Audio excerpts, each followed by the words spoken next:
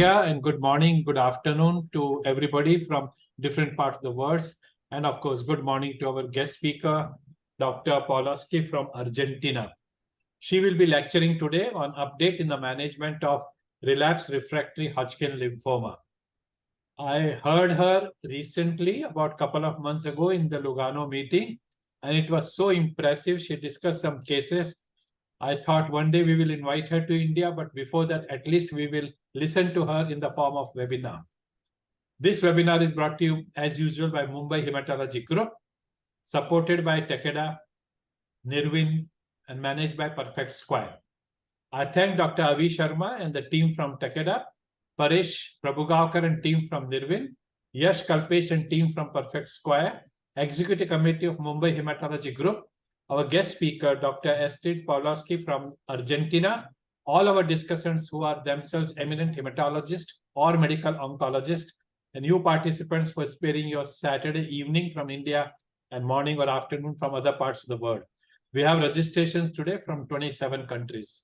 Tomorrow morning, that is Sunday, at 11:30 IST, we have Dr. Josep Maria Ribeiro from Barcelona, Spain, speaking to us on adult acute lymphoblastic leukemia and its management in 2023.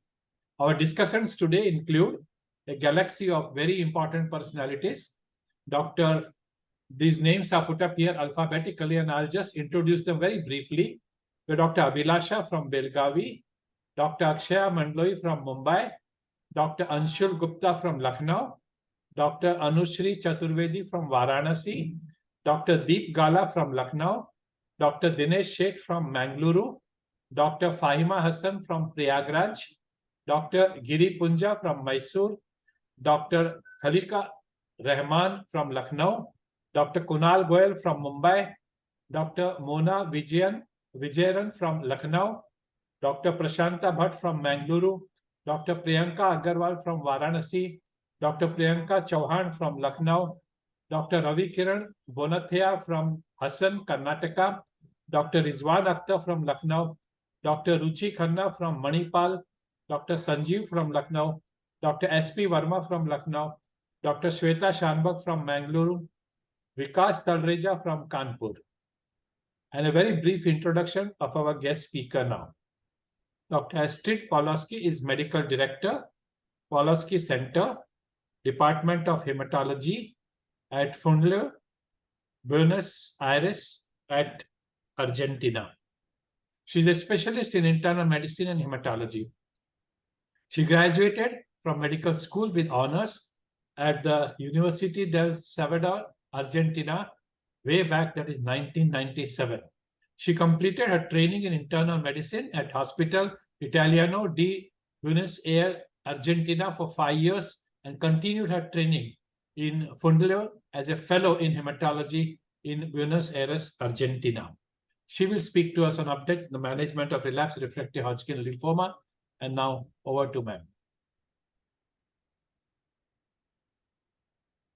Okay, thank you very much for this very, very kind invitation. I was surprised to receive and very happy to receive this invitation. So I will discuss with you an update on relapsed refractory Hodgkin lymphoma, and I am more than welcome to receive your opinions and your questions. And I think we are witnessing a very important era in the treatment of Hodgkin lymphoma, and even we are going through a paradigm shift in the treatment of relapsed refractory Hodgkin lymphoma. And we will discuss this new introduction of drugs to see in which way we're going. These are my disclosures. And for many, many decades, this was the treatment paradigm in Hodgkin lymphoma. Patients with newly diagnosed Hodgkin lymphoma were treated in frontline with chemotherapy, with or without radiotherapy, achieving almost a 75% CR rate for the whole group. And we had about 20 to 30% of patients who will relapse and about 5 to 10% of patients who were primary refractory. Up until recently, we could only use salvage chemotherapy for this group of patients. And for those patients that had a CR, autologous stem cell transplantation was the best option. But even if we had all these stages of treatment, after autologous stem cell transplantation, the PFS at 5 years was around 50%. So for those, although most of the patients with Hodgkin lymphoma will be cured in first line, for those who relapse, there was still an unmet medical need. But things have changed a lot in the last 10 years. Treatment in first line has already changed. Today, with new drugs and with new clinical trials, we are now treating patients with less intensity and with better results. With the introduction of PET-adapted therapy, now we're treating most of our patients with a less intense regimen. All of the first-line clinical trials published show that it's safe to reduce intensity in first line, either to reduce the number of cycles of chemotherapy or even to avoid radiotherapy in a group of patients. And I think, and what we see from these clinical trials is that also not only we're using less intensity, but also a higher proportions of patients can be cured in first line, maybe around 10%.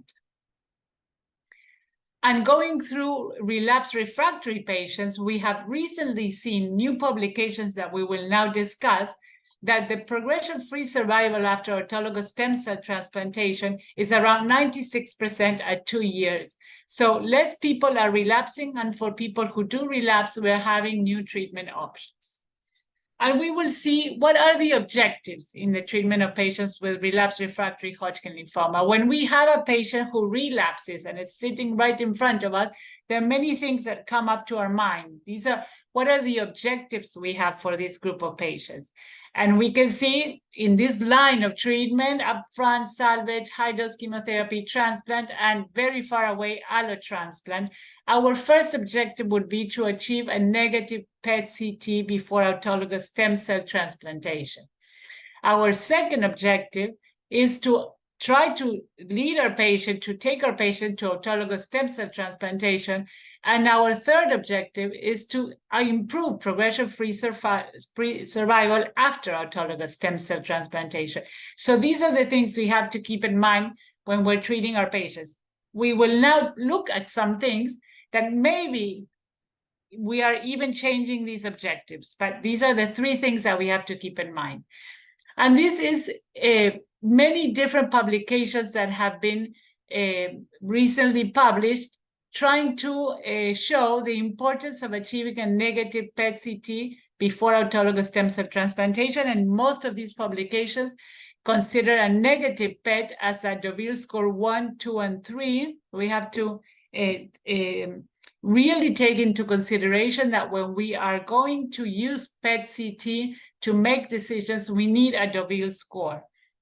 And for those patients who have a negative PET-CT after chemotherapy, most of these regimens are after chemotherapy, the progression-free survival for patients who are PET negative is around 80 to 85%, compared to around 40% for those patients who go into autologous stem cell transplantation with hypermetabolic lesions after salvage chemotherapy.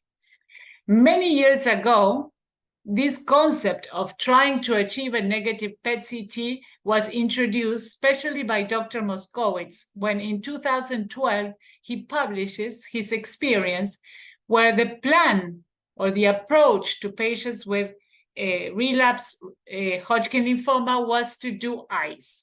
For patients received 2 cycles of ICE when were evaluated with PET-CT, having 60% of the patients having a negative PET-CT. For those who did not have a negative PET-CT, went on to a non-cross-resistant chemotherapy. In this case, they chose GVD, and 78% of these patients achieve a negative PET-CT. So after this PET-adapted sequential therapy, most of the patients were in negative before autologous stem cell transplantation, showing a progression-free survival of 80%, which is a lot higher than historical controls. So I think this this trial changed very much our way of approaching to autologous stem cell transplantation. And in many parts of the world, we started to try to achieve a negative PET before going on to transplant. But we only had at that time chemotherapy. And then there was the introduction of brentuximab vedotin, which was first published in 2016. It was the first drug approved specially for Hodgkin lymphoma, and at the beginning in a relapse setting. And brentuximab was approved for patients who relapsed and were ineligible for autologous stem cell transplantation, or for patients who relapsed after autologous stem cell transplantation. This was the first publication in 2016 showing a CR rate of about 35%. So we had the introduction of this new drug, but what happened in the real world setting, in the real world evidence? This drug started to be used as for first salvage, not for the approval only, which was for those ineligible for transplant or relapse after transplant, but many international real-world evidence showed the effectiveness and the safety of using this as a salvage chemotherapy before autologous stem cell transplantation. So now we have some things that we have to ask ourselves and decide whether VV it has to be used in first line as salvage therapy. And if we do use it as first line salvage, do we use it as monotherapy or do we use it with chemotherapy? And if we're going to decide to use it together with chemotherapy, do we use it combined with chemotherapy or sequential? And why are these questions still open? And why are these questions difficult to decide? Because no clinical trial is answering these questions. And we will see the evidence we have to decide what we should do in first salvage line. This is the real world evidence published using VV as a bridge to transplant. And in all of them, we see almost the same information. We see that if we're going to use monotherapy as a bridge to transplant, the CR rate is approximately 30 to 35%, which was what was shown in the first publication. So only about 30 to 40% of the patients actually proceeded to transplant because the patients who were not PET negative received another line of chemotherapy. So even though this was good because a proportion of the patients went on to transplant without receiving a salvage chemotherapy, this is insufficient because actually chemotherapy shows a higher CR rate at 35%. So different publications and having in mind this first objective, which is to improve the percentage of patients who achieve a negative PET-CT before transplant, different authors or different comparative groups have shown or have published the results using brentuximab vedotin plus chemotherapy. None of these trials are randomized trials, and we will see that the number of patients is quite low, but this is the evidence we have. After using VV plus ESHAP, VV plus bendamustine, VV plus ICE, or VV plus DHAP, we see that CR rate is around 70%. It's a little bit higher for VV-DAP, but we can see that the number of patients is very low. But when using this, a higher proportion of patients were able to go into transplant with a negative PET-CT, and the progression-free survival for some has not been published, but seems to be a little better than the historical control. So what are the messages that we get from here? That the use of VV plus chemotherapy has a high CR rate, that these combinations are associated with hematological and non-hematological adverse events. But even though we know about this data, we still have no randomized controlled trials to show us whether this percentage of CR rate is higher than using only chemotherapy. And we will now check a little bit on this. Another group of investigators had something else in mind, and also trying to improve CR rate. And we can see that two of these trials were also by the group of Dr. Moskowitz. They used this other approach. let's start with VV. And if PET is negative, we go on to transplant. And only for those patients who do not achieve a negative PET-CT after transplant, we add chemotherapy. So Dr. Moscowitz started with 2 cycles of VV and then going on to ICE, and then they tried 3 cycles of VV, and then if PET was positive, going on to ICE. And these 2 other publications also used between 2 and 4 cycles of VV, and if PET was positive, they added chemotherapy. And what do we see with this approach, with this sequential approach? We see that around 30% of patients achieve a negative PET-CT with VV monotherapy, which this is in line with what we had seen before.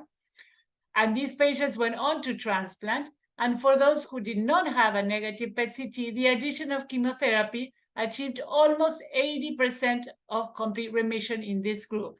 So at the end of this approach, almost 90% of the patients were able to go into transplant with a negative PET-CT, showing a progression-free survival of around 80%.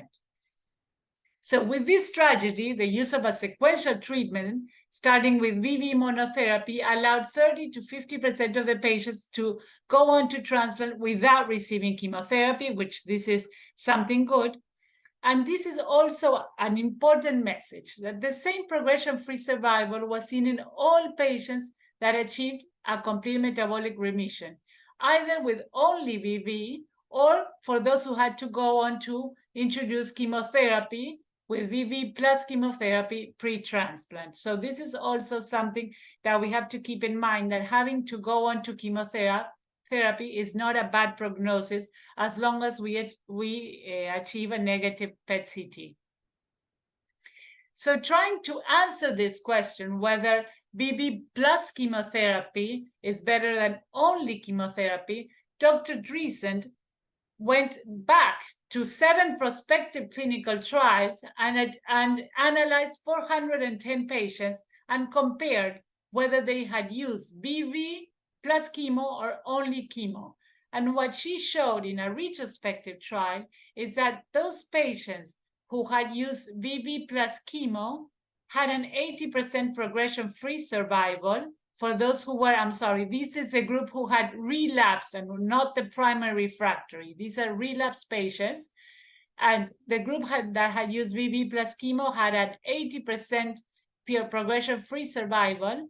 And for those who had only chemo, had a 69% progression-free survival. And she showed a relevant p-score for this. So we could say from this retrospective trial that patients who had relapsed might be better off if we use VV plus chemo. For those who were primary refractory, and here we emphasize 2 concepts that we knew before, is that for those who are primary refractory, no matter what you do, the prognosis is worse than for those who have a relapse.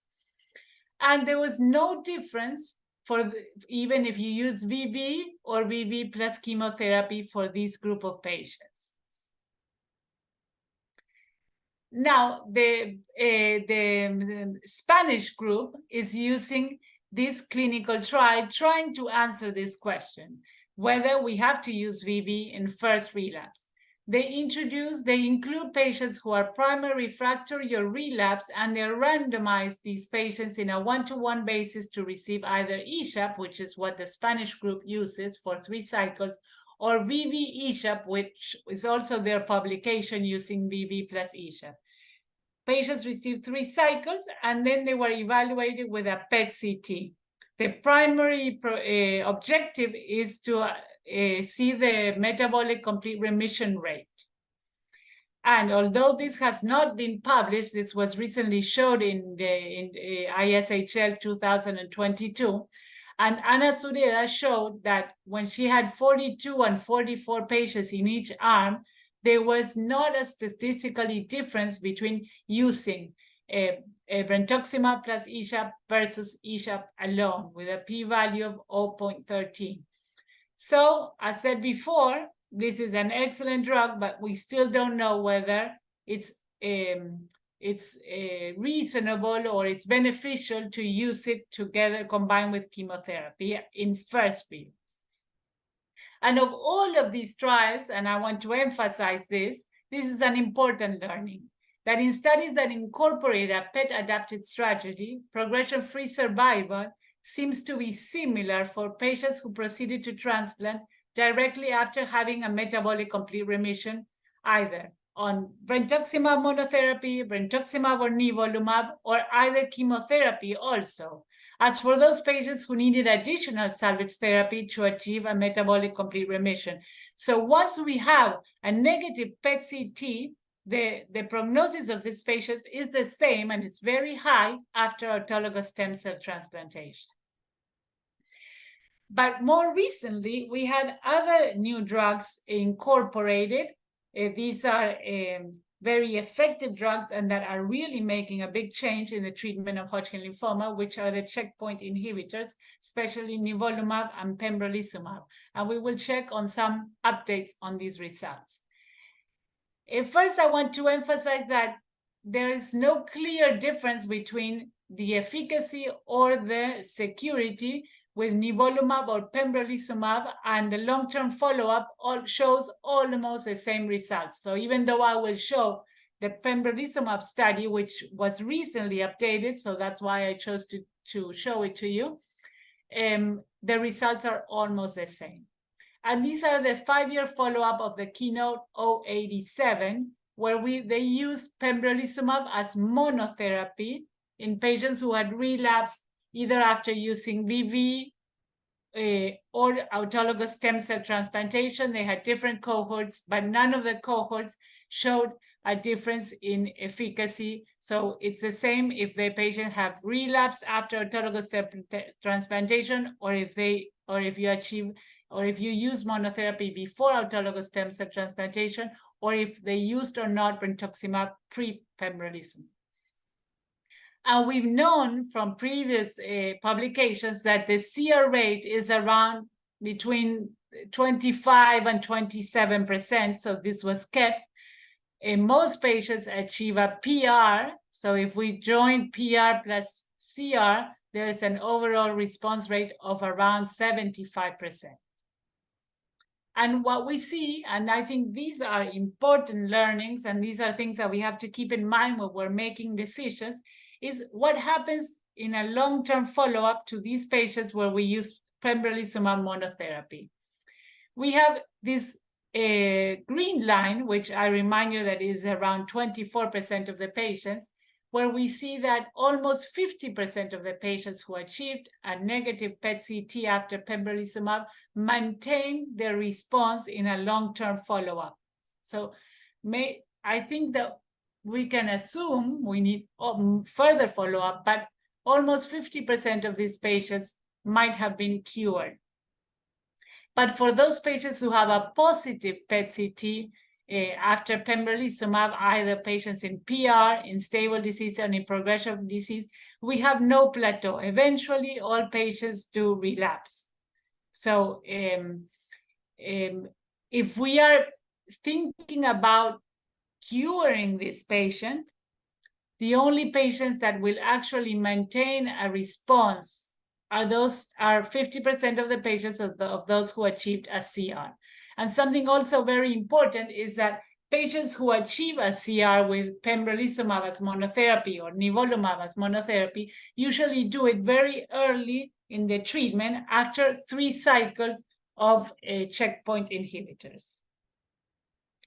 So and I want to also emphasize that of these patients that had achieved a CR, of the group of patients that relapsed, they could start again pembrolizumab, and this showed that almost 75% of the patients that relapsed after stopping pembrolizumab achieved a new CR rate. This is also something important that we keep in mind when we're trying to decide whether a patient with a CR after pembrolizumab will go or will not go to allotransplant. And now we had these 2 drugs that we could choose, and this is also a clinical trial that was important to incorporate to make clinical decisions, which is the Keynote 2004. And this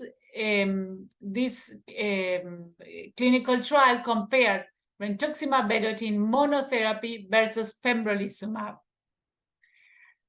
In this study, the key eligibility criteria were patients who relapsed or were refractory. There was about 25% of the patients that had received only one line of therapy, which were primarily refractory. They could have relapsed post-autologous stem cell transplantation or were ineligible for autologous stem cell transplantation. And they were randomized in a 1-to-1 basis to receive either pembrolizumab or brentuximab.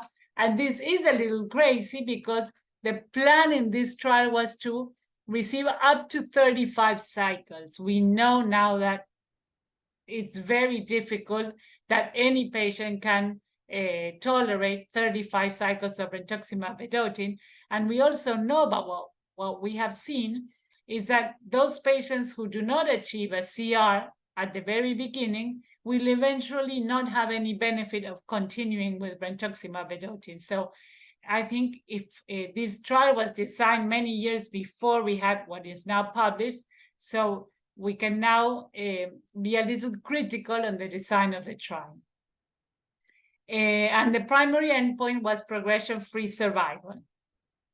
And these are the results of this trial, which is also something that we keep in mind when we make decisions. We see that the progression-free survival was better for the patients who received pembrolizumab with a median PFS of 13 versus 8 months. And this is what we see. Look at these curves.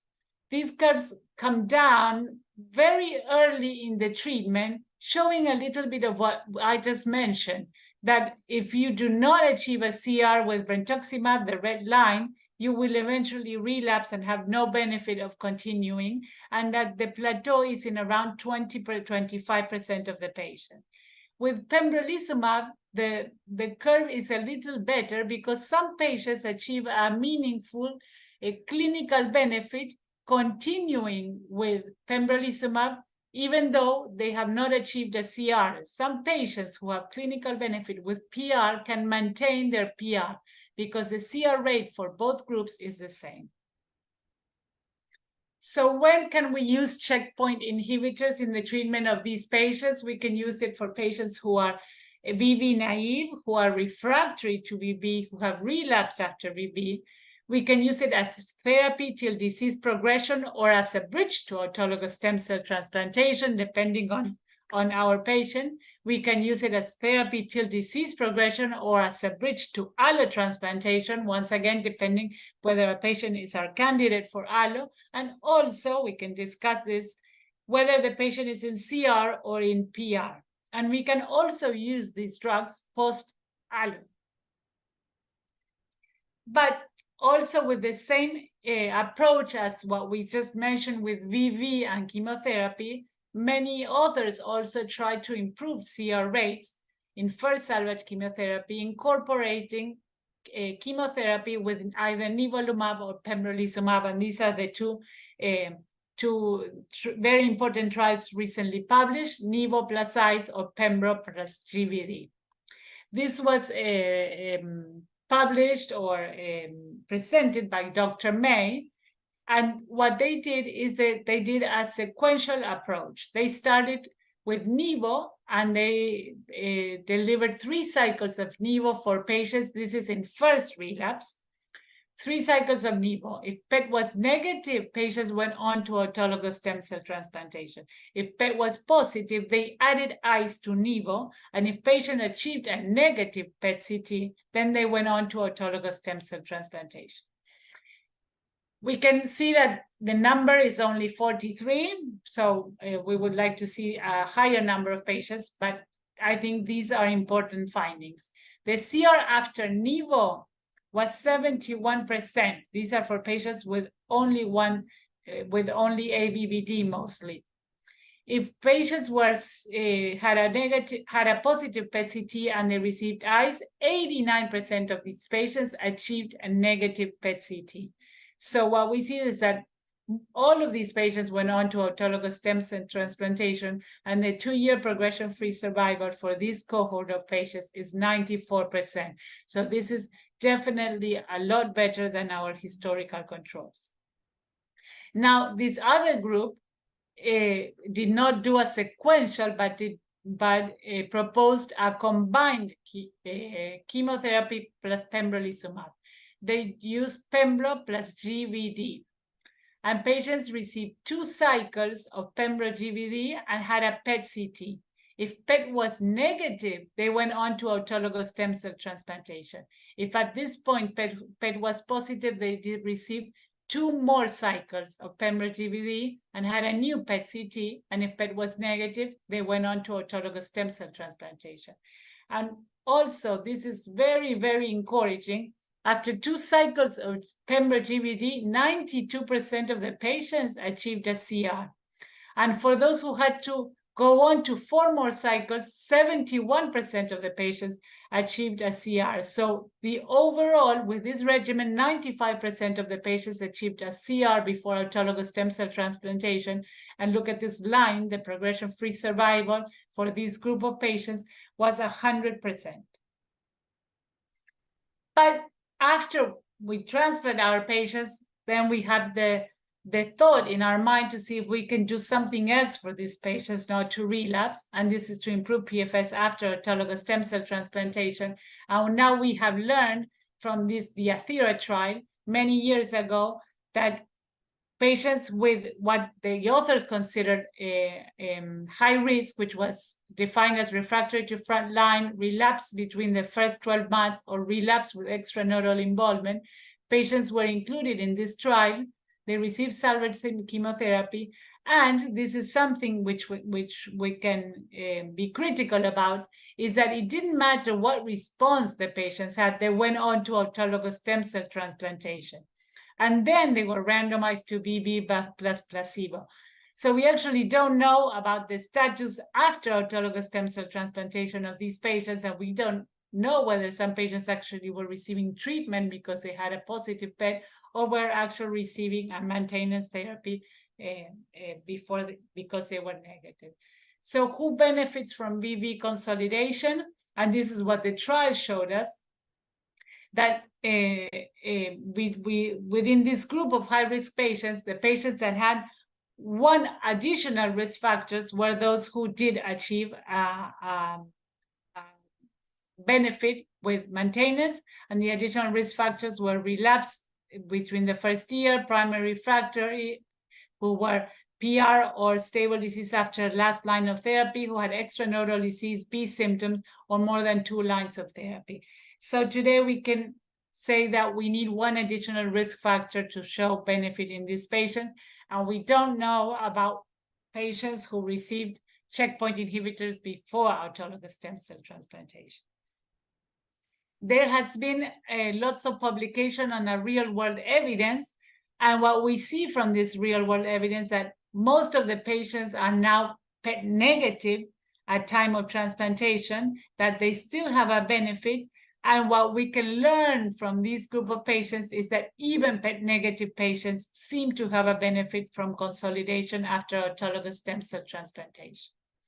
So now, as mentioned before, in the era of a PET-adapted therapy and these new drugs, we are thinking about whether we have to change the long-lasting paradigmas. So one of the questions about the investigators in these clinical trials is, with such a high proportion of patients who achieve a complete metabolic response post-BV or checkpoint inhibitors as first salvage plus chemotherapy, the question is if we are over-treating some of these patients, offering all of these patients autologous stem cell transplantation.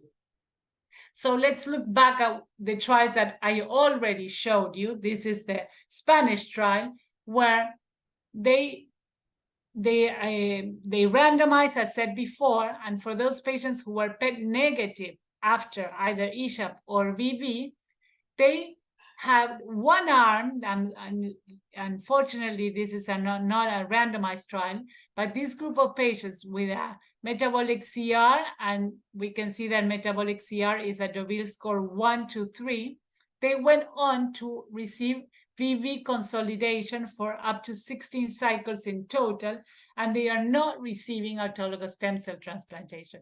These This is very immature data. The results have not been published. We still don't know about whether this is a safe strategy, but this is what investigators are looking at. And also in the Pembro GVD trial that I mentioned that showed a 100% progression-free survival, this group of patients, also this group of investigators also asked themselves, aren't we over-treating this group of patients having 100% progression-free survival? So they open a new arm. Patients there's one arm which shows that, which includes some patients who have metabolic complete remission, who continue with Pembro and do not receive autologous stem cell transplantation. This is also very recent, so we don't have results for this. And I have to say that still today, the standard of care is to do autologous stem cell transplantation in this group of patients. So there are ongoing clinical trials of VB and checkpoint inhibitors in this group of patients that are deferring autologous to a further relapse.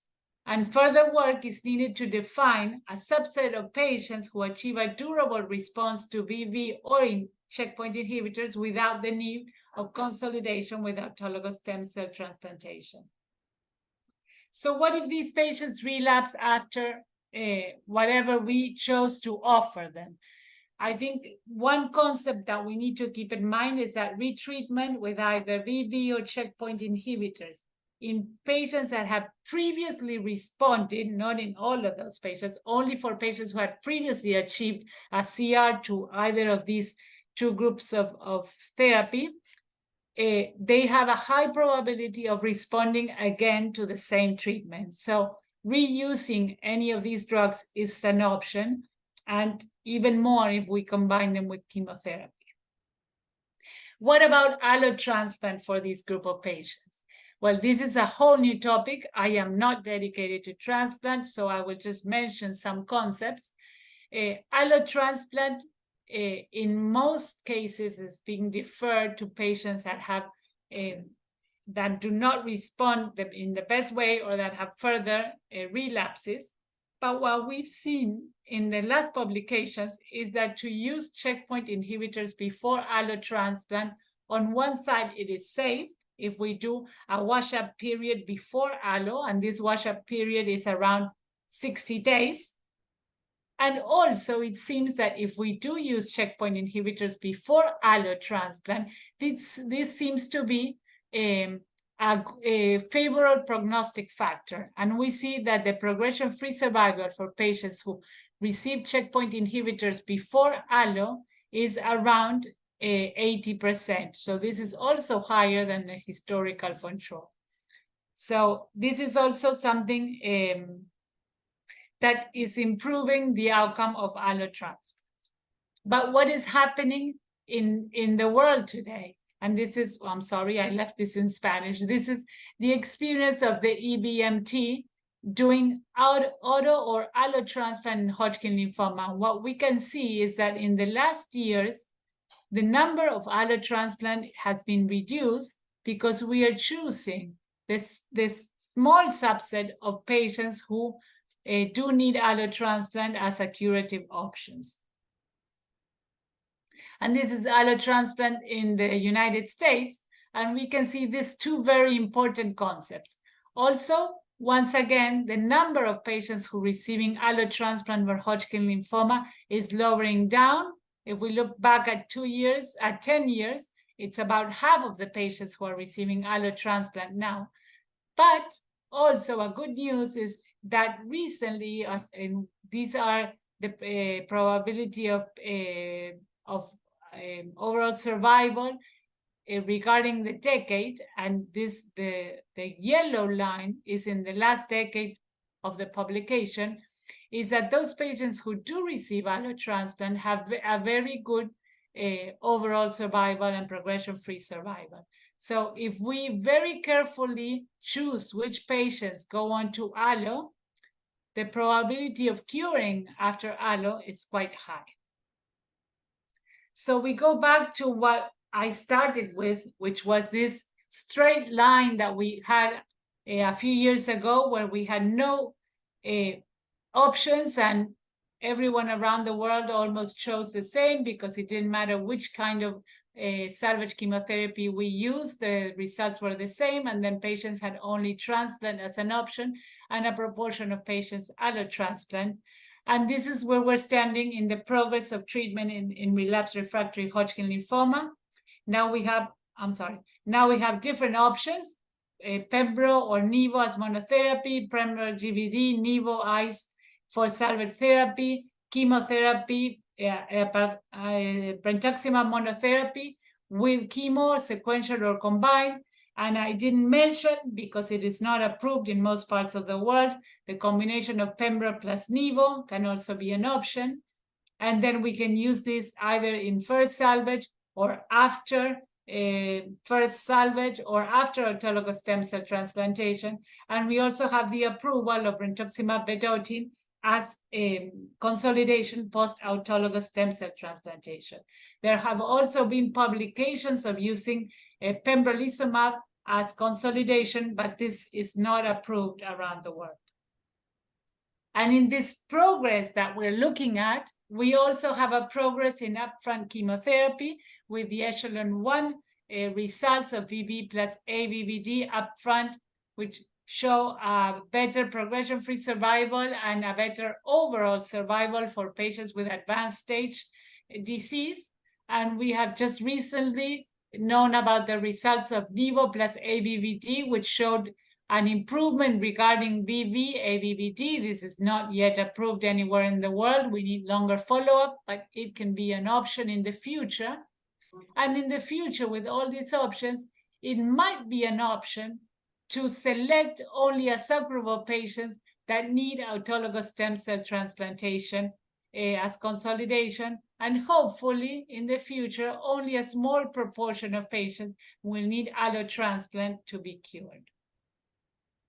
So treatment in 2023 has shown that the progress in the understanding of the mechanisms of survival of the Hodgkin lymphoma cells has led to the introduction of new drugs, changing the prognosis of this group of patients. Salvage chemotherapy and autologous stem cell transplantation continues to be the standard.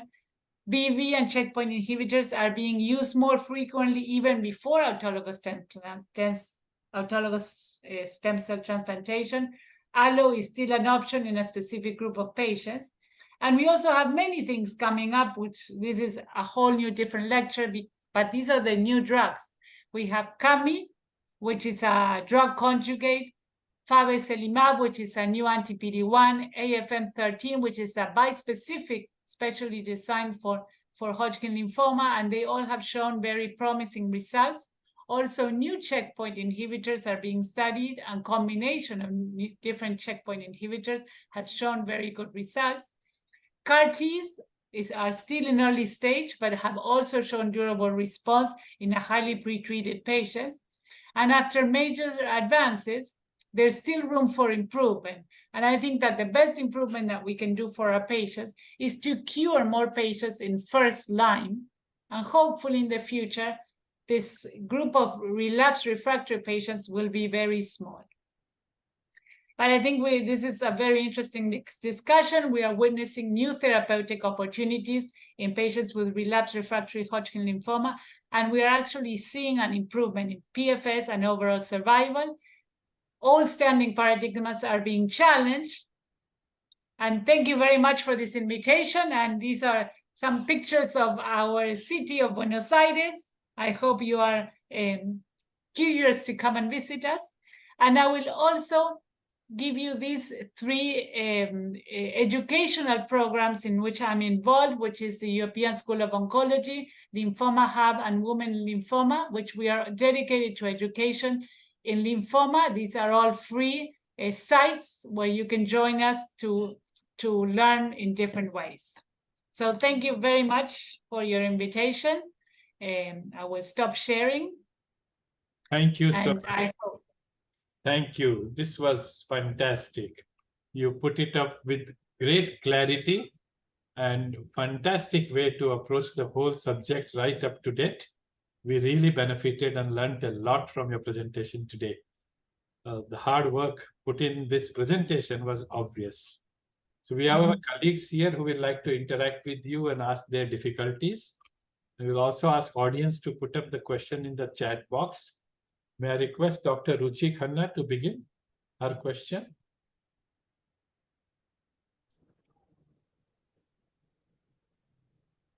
Hello, ma'am. Am I audible?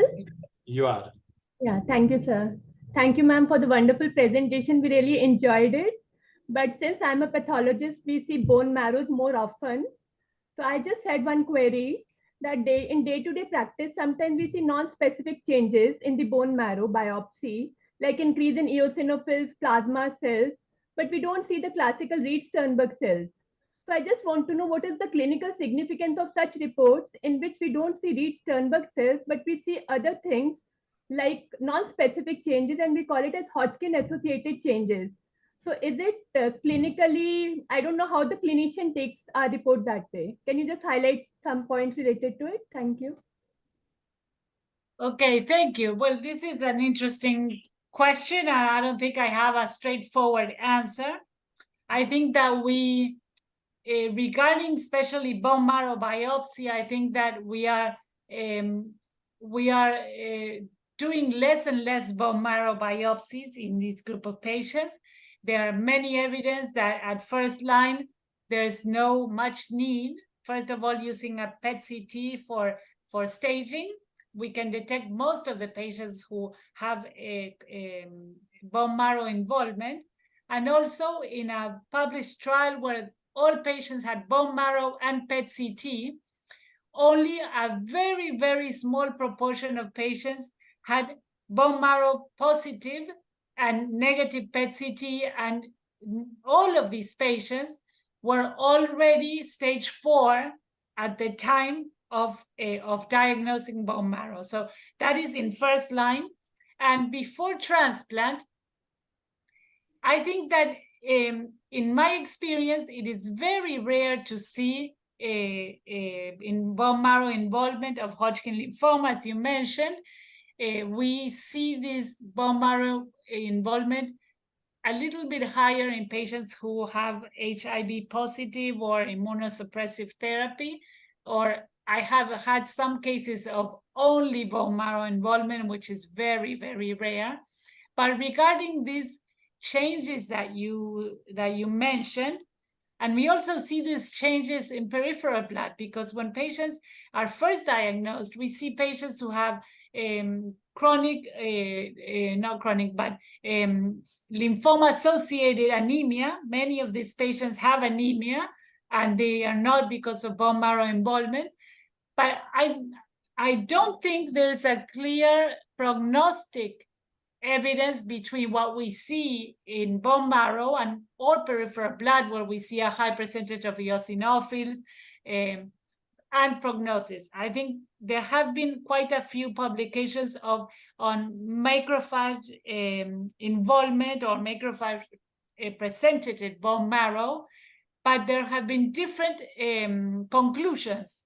Some patients, some trials showed that this was a good prognostic factors, and some showed that the percentage of macrophage was a bad prognostic factor. So I'm not sure we're actually considering this in our clinical practice. I'm not sure if anyone else would like to comment on this very specific and not quite well understood topic.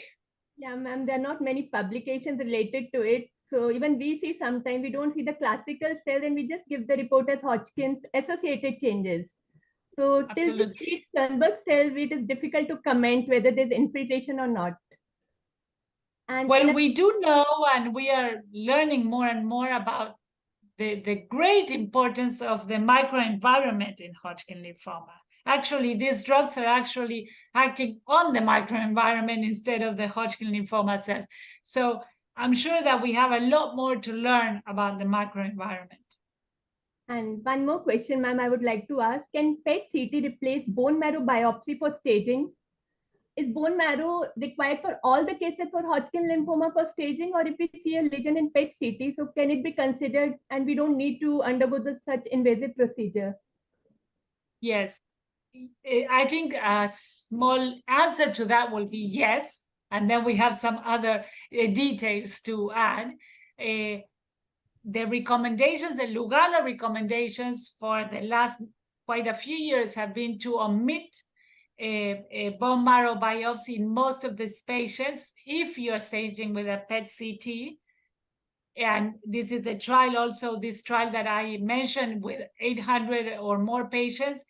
Also, the conclusion is that we do not need bone marrow if we're using a PET CT, but bone marrow should be used if we have cytopenias that we think that are unrelated to Hodgkin lymphoma, or if we have any suspicion that something else is going on in the bone marrow, either a different proliferative disease or myelodysplasia. So if the things are not quite right and we have some doubts about what is going on in the bone marrow, then we need to use bone marrow, but to detect or to think or to try to rule out another disease, not for everyday staging. And ma'am, because PET CT can diagnose only focal lesions, so bone marrow may not be always representative. So you may miss it on Absolutely. bone marrow if the lesion is focal. So I think PET CT adds more to it. Absolutely. Absolutely. As hematologist, and this is my experience, and I sort of mentioned it, we have to really work together with people who do PET CT, because sometimes they don't know what we want from PET CT, and sometimes the reports are not very useful. So we need to have a Deauville score. We need to have a basal PET CT to better interpret the response with PET CT. So I think it's a very close work that we have to do with specialists in PET. Thank you so much, ma'am. Thanks again for a wonderful talk. Thank you. Thank you. Dr. Khalika Rahman, your question. Yes, sir. Hi, good evening, sir. Good evening. Good Good evening. evening. Hi. So I have two quick questions. I'm also a pathologist, hematopathologist, so I'm asking the question related to that. So in a case of relapsed refractory setting, how do you feel how it is necessary to have a tissue biopsy in cases of relapsed refractory? How often do you get tissue biopsy diagnosis for that to confirm whether it's relapsed Hodgkin or not? And my second question is, when you use checkpoint inhibitors, do you get the expression of PD-L1 on the tissue biopsy done, or you don't? Okay, very good questions. First, on your first question, definitely we need to have a biopsy whenever possible in either primary refractory or relapse disease. I think it's a rule to try to get a new biopsy. We have all had I just recently, last week, had a patient who had a new lymphadenopathy, a patient who had a Hodgkin lymphoma, a new lymphadenopathy, and the biopsy showed a follicular lymphoma. So we always need to have a new biopsy. I think it's something that we have to keep that in mind. And on your second question about the expression of PD-1 in biopsy, no, that is not necessary. I think that the different publications have shown that the 9p24 alteration is seen in almost 100% of the patients. The percentage of 9p24 of PD-L1 expression is not necessary to choose a treatment. Okay, so regarding or as different from solid tumors, I know that in pulmonary cancer or different other solid tumors, PD-L1 expression is necessary, not in Hodgkin lymphoma. Thank you, Dr. Khalika. Dr. Verma. Thank you, ma'am, for a very nice talk. Just wanted to know, in the first line salvage chemotherapy, what is your preference, whether brentuximab or nivolumab? Is there any preference like that? Okay, so I think the answer of this question will be divided into two parts. One is my preference, and the other thing is what I can do, because many of these things are not approved all over the world. But definitely, in my thought, I think that the combination of checkpoint inhibitors plus chemotherapy is the best option for our patients. So if I could use pembro GVD as a first salvage therapy in my patients, I would use it, I think. And in my experience, which is a limited number of patients, the use of, and many of them have been in as a second opinion, the use of pembro GVD has a very, very high CR rate. But I know this is not widely available. There is not a special approval that says that we can use pembro GVD. And I don't think this will ever be there, because I don't think we will ever have another randomized trial other than the Keynote 204, which, as I mentioned, did include a proportion of patients who were primary refractory. Okay. Thank you, ma'am. And Do one you more agree? question, ma'am. Yeah. So What is your preference? regarding this, regarding this dual score.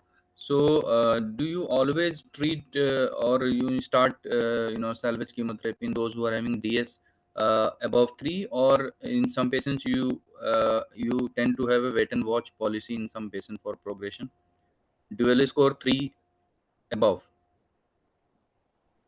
Okay, so I think your question is in patients who we have documented a relapse, whether we can use in watch and wait policy. Well, Yeah. If we look at the majority of patients, most of the patients will be young and fit. And in most of our patients, we have a curative intent. We want to cure our patients. This is not follicular lymphoma. This is not a chronic disease. So I do not use a watch and wait policy. And in many, many different instances, I still have in my mind a curative intent. Even after now that we have these new options, even after different lines of therapy, we can still cure many patients. And that has also been shown by even some patients who receive allotransplant after various lines of therapy. These patients still have a curative option. So watch and wait is definitely not an option in the majority of the patients. Maybe there's a special old patient, or obviously we have to take into account the wishes of our patients. But I think watch and wait is not a choice in most of the patients. Thank you, ma'am. Thank you, Dr. Verma. Dr. Priyanka? Thank you, ma'am, for such a wonderful lecture. So I'm a pediatric hematologist, oncologist. We do see patients of Hodgkin's lymphoma, and fewer times we do have refractory or relapsed Hodgkin's. What is your take on use of these newer molecules in children? My first question. And then I have a case to discuss. So maybe, ma'am, if you can Okay. shed some light on the use of these molecules. Okay, so I am not a pediatrician, so I don't see, the youngest of my patients are 17 years old, and I am not an expert on pediatric care. But what we are learning, and we saw this in the SWOG trial, the recently presented SWOG trial with first-line nivolumab, which included patients, I think it was 13 or older, is that the efficacy and the safety of checkpoint inhibitors is the same as in adults that in young patients. I am not sure about very young patients, 2 or 3 years. These I have never seen 2 or 3 year olds in my consult. But I think that in Hodgkin lymphoma, there is a tendency to include younger patients in clinical trials, and we have seen that the results are the same. I do have some experience with second opinions on younger patients using pembrolizumab for relapse setting, and in a small experience that I have had, this has been as effective and with the same toxic profile as in adults. So as mentioned before, I think we need to have a curative intent. So in a relapse setting, I would consider using these drugs even in younger patients. Okay. So, what do you recommend for salvage chemotherapy if we don't have these checkpoint inhibitors with us? So, do you think that gemcitabine based therapy is better versus ICE maybe for remission induction before we take up the child for autologous transplant? Because we are doing autologous transplants. So, what is your take on that? Okay, so I think that there have been many different clinical trials, randomized clinical trials, trying to show the best salvage therapy. And I think there are 3 different published trials that have shown that there's not a winner.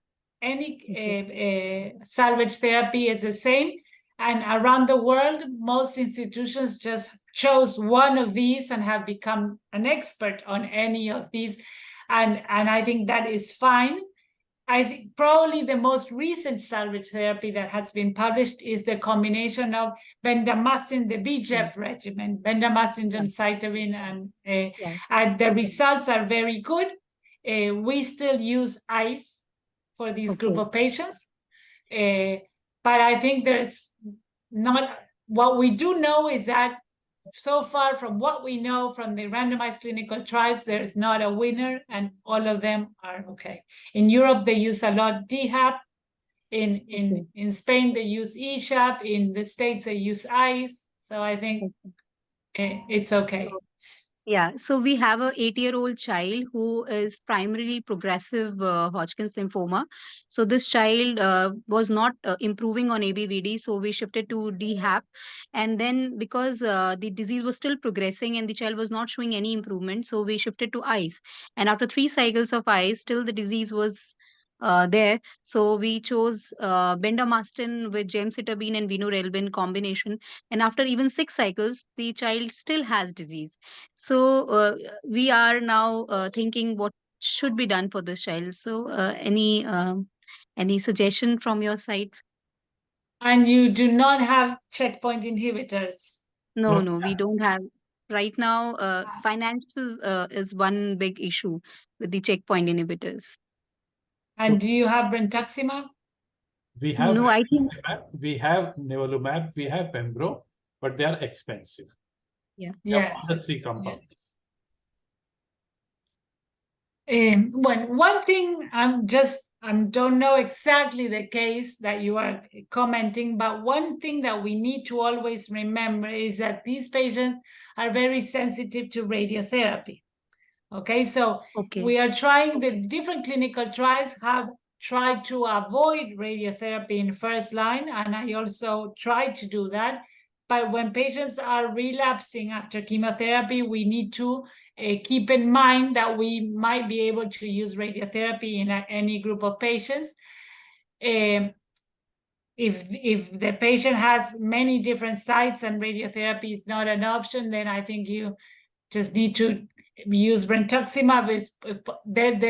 I think the best setting would be to introduce checkpoint inhibitors, but if this is not possible, then you need to continue with more chemotherapy. Just an advice, if chemotherapy is not working, there's no need to do 6 cycles of the same chemotherapy. Because I think we need to evaluate our patients early and try to change. The truth is that if we only have chemotherapy, we just try to, cross our fingers and try that a different line of chemotherapy will achieve a complete metabolic response. But I would never go on to 6 cycles of the same if it's not working. Okay. So maybe, yes, just choose something else. Or brentuximab is possible, but if we only have chemotherapy, there's not a different sequence that we have to do. Okay. Thank you, ma'am. Thank you for your kind words. Thank you, ma'am. And one more thing, if we use checkpoint inhibitors regarding the expense and everything, what is good and what we can present to the payers of these checkpoint inhibitors is that with only 3 cycles, patients can already achieve a CR. So the same with VV, okay? If we use it for a short time to consider this as a salvage and as a bridge to auto transplant, we don't need a long treatment. So maybe that is a strategy to try to get some payers to give it, okay? Thank you, ma'am. Thank you. Thank you so much. And Dr. Okay. Priyanka, Takeda has a patient assistant program for brentuximab. You can contact Okay, ma'am. for that assistance. Okay, ma'am. So thank you. There's Thank a you. great question in the chat box about low-dose nivolumab. There was some data published from Europe, 40 mg nivolumab. And there's a question in the chat box. We'd like to comment. That is very interesting. I read this publication. And even from India, there have been a lot of publications on low dose on different drugs for ibrutinib or, well, I am sure that, I am sure, but I can't confirm this, but it's a high probability that we can use lower doses in many of these drugs. The point is that we will never have a trial to show it. I actually respect the published dose, and I have never used low-dose nivolumab, but I wouldn't be surprised to learn that the efficacy is the same. Hopefully, someone will be brave enough to have something published on that. Thank you. Dr. Dinesh. Good morning, madam. In elderly frail patient, if they don't achieve complete response after 3 cycles of immunotherapy, if they are not fit for chemotherapy, what will be your approach? How long we can continue immunotherapy? In this group of patients, where it's a very small group of patients because here are the old, the frail, and relapsed patients, so this is a small percentage. If checkpoint inhibitors give them a clinical benefit, if they are in a good shape with no symptoms and they are stable, I would continue with nivolumab or pembrolizumab. This has also been published. This is what is called treatment beyond progression, TBI. And there has been publications showing that if the patient has a clinical benefit, if the patient is in good overall status, it is better to continue with nivo or with pembro other than going back to chemotherapy. So in this group of patients where our objective might not be to cure them, but to give them a good PFS and a good quality of life, if the patient has a clinical benefit, I will continue with the same. If the patient has symptoms, then I think it's a discussion we need to have with the patients. It is very difficult to cure frail, old, and relapsed patients. So I would try to do maybe monotherapy with bendamustine or gemcitabine, or try to have the art of medicine. Try to see what's good for that patient without causing death due to toxicity. Thank you. Thank you, Dinesh. We'll go for some questions from the audience. There's a question from Dr. Shyam for a first-line therapy. So you have a 30-year-old, newly diagnosed Hodgkin, advanced stage. What is your preferred regimen at the moment? Okay, so that is a big discussion also, whether we should incorporate or not brentuximab in first line. Yeah. I think it's very difficult. I also live in a country where the economical issue is important. The truth is that the study, the Echelon-1 study showing brentuximab AVD versus AVVD is a positive study, showed a better progression-free survival and surprisingly a better overall survival for this group of patients. So I think it's definitely correct to choose to use brentuximab AVD in this group of patients. We have recently done what is called a Delphi analysis, which is trying to look very deeply at the publications and try to decide which group of patients actually benefit from a hematological point of view. We did not include economics and the ones that looked at this were hematologists, not statisticians. But I think the patients who have stage 4 and high IPI and are younger than 60 are the ones who better benefit from including brentuximab vedotin. In my clinical everyday practice, I am not giving brentuximab to all patients. I am still doing an ABVD, PET-CT adapted approach. And I think that most patients are cured with this line of therapy, and I reserve brentuximab or more and more intensified therapy for those who relapse. Thank you. The question about limited stage disease, newly diagnosed, will the use of brentuximab remove radiation in the treatment? Okay. Brentuximab has not been approved for this group of patients. There are publications about showing the efficacy, but I do not use them in my everyday clinical practice because it's not approved. And the question about radiation is a big question, a big ongoing debate for many years.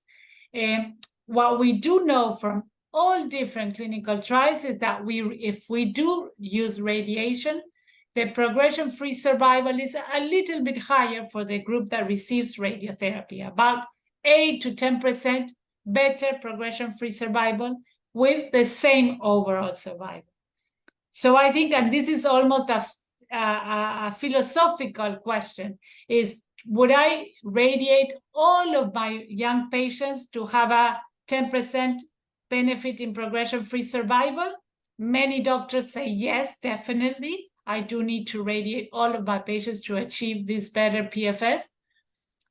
And other hematologists, and I'm included in this group, I don't think we need to radiate all of our very young patients to achieve this better PFS, because those patients who do relapse will eventually get cured with salvage chemotherapy or salvage strategies, because the overall survival is the same. So in my clinical practice, I am more keen to not radiate to those patients who are PET negative, obviously, PET negative after chemotherapy, and reserve radiotherapy for patients who are PET positive at a localized stage and positive PET-CT, or in a relapse setting.